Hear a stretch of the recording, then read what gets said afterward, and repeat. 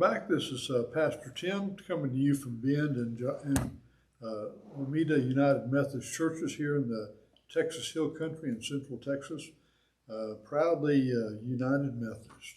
We're doing a podcast about the Bible, mostly because most people, I don't think people understand much or have heard much of the stories of the Bible, and it's kind of intimidating to think about starting in on a study of the Bible. So we're trying to provide basic information to get people oriented and find out what they're going to be getting into. We did the Torah already, Genesis, Exodus, Leviticus, Numbers, Deuteronomy, the books of Moses, the primary scriptures for the Jewish people. And now we're going to get into the narratives, the narrative literature. The Jews are great storytellers. I can imagine kids asking their parents, what about this or what about that? And the father or mother would say, well, let me tell you a story, rather than a systematic theology or some kind of a philosophical discussion.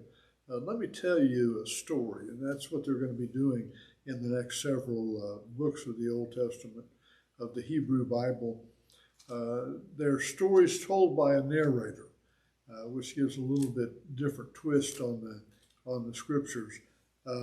We began with Joshua. You remember that Moses led them up to the promised land, but he couldn't go in. A different kind of leadership was needed, so Joshua led the people into the promised land. Had to conquer, sometimes with violence, sometimes with negotiation, sometimes with peacemaking. But they began to occupy the country. One of the explanations of how they were able to do that, I read one time that made sense to me, is that in all the settlements where they came to, most of the people were slaves. There had a few people who were free, but they owned slaves that did the work for them. And when the Hebrews showed up, the slaves saw a chance to change sides and to get their own freedom. And so that's one of the reasons that they were able to inhabit the Holy Land, inhabit the Promised Land. But Joshua had to get them organized. He had the tribes settle in different areas. They had to assign places for them to be. And I imagine that was an interesting negotiation. I want this. No, I want that. Basically, they went around the Middle East until they found the only place that didn't have oil. So they had to figure out how to live in that condition, and they had to figure out how to govern themselves. If Moses wasn't there to be the supreme leader and make the rules, how do you do that? And what they came up with was kind of a series of judges. That wasn't really, in some sense, they had a judicial responsibility of making deciding cases, but to a large part, it's kind of like a county judge. The idea was that there would be small groups with different people in charge, and some of those judges, you don't know most of them, because they were very small and they're very limited local areas, but one of them was like Deborah. She was a great leader in that time, and they could describe her as a judge. The other is Samson. Now, Samson really didn't function as a judge too much, but they put him in this section because it was during the time of the judges. He just had a mighty strength that he misused, that he didn't manage very well, and end up being a hero in the sense that he knocked down the pillars. After he lost his strength, he was able to gain some strength and knock down the pillars and kill the Hebrew people who were tormenting the Jewish people. But there's a wide variety of local heroes and characters in this section. The next book is Ruth. It's in the book of Judges because it was a time in which there was no king. But it's a very interesting tale of Naomi and her husband going to because of famine going into Moab, which are enemies of the Hebrew people. But they were the one place that had food, and they were received there, made their living there, and they had 2 sons, and they married Moabite daughters, which was usually forbidden out of the Jewish faith to marry outside of your tribe, outside of your religion. But they did. And one of the daughter-in-laws that was a Moabite was Ruth. And so when Naomi's husband died and both her sons died, she decided that she was going to go back to Israel. So she thought she could make a better living. She couldn't work. They didn't allow women to work, and the women couldn't own property. So she had no way of sustaining her existence. So she thought she'd have a better chance back where there was family and in her homeland. And so Orpah left, one daughter-in-law, but Ruth insisted on staying with her. And so she said, where your people are my people, your home is my home, basically. We use that a lot for weddings, but it's actually a devotion to your mother-in-law. So maybe some brides ought to think twice about that. But they went back and they became gleaners. Ruth was younger and stronger. She was not gleaning.